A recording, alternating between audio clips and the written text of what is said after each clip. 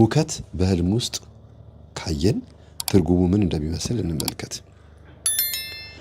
እንደየቦታው ይለያያል። ብጥብጡና ረብሻው በሰዎች መካከል ሆኖ ሁከቱ እንዲህ ያለ ከሆነ የበሽታና የወረርሽኝ መንፈስ ወደ ህዝቡ መዝመቱን ያሳያል። በቅርቡ አንድ ወረርሽኝ እንደሚመጣ።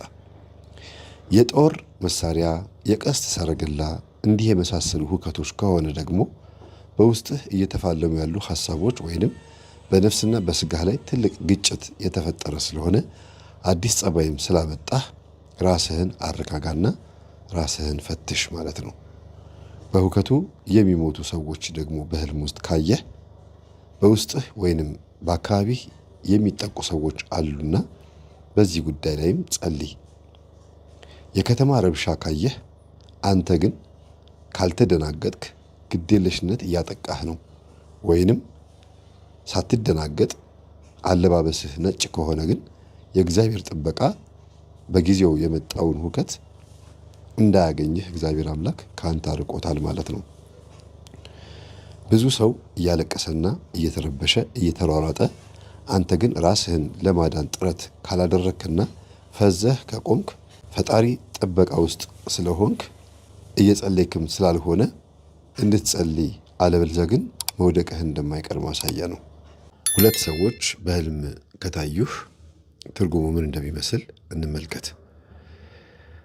በርቀት ሁለት ሰዎች ወደ አንተ ከመጡ የፈጣሪ ጥበቃ ሊደረግልህ ስለሆነ ታማኝ ሆነህ ተዘጋጅ ማለት ነው።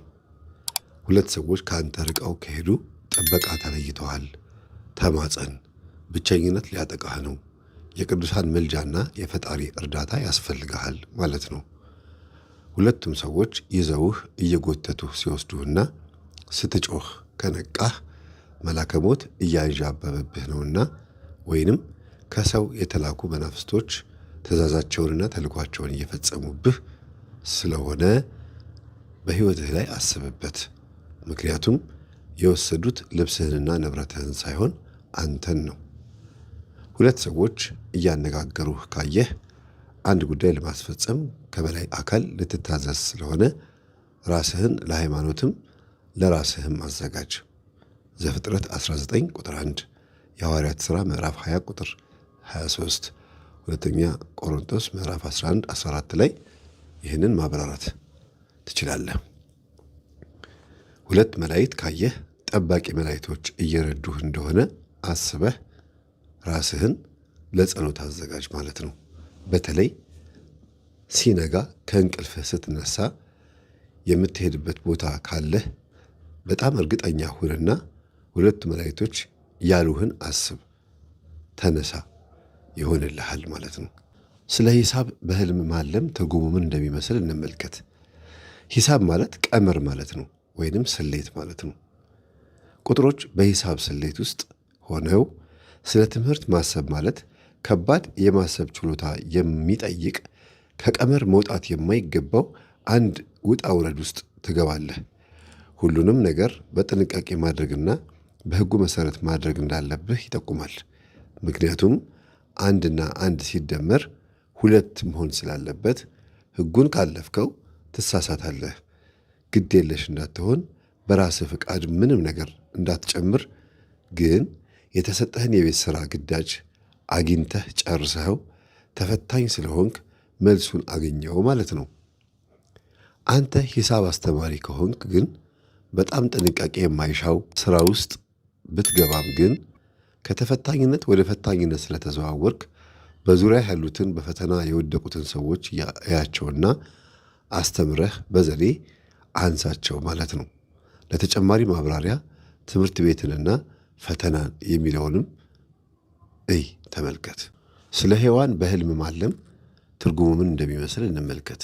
ወይንም ሔዋን የሚለውን ስም ተጽፎ ካየን ማለት ነው። ወይንም ስዕሏን በህልሟ አንዲት ሴት ሔዋን ተብሎ ስም ካወጡላት የቤቱ እመቤት ትሆናለች ማለት ነው።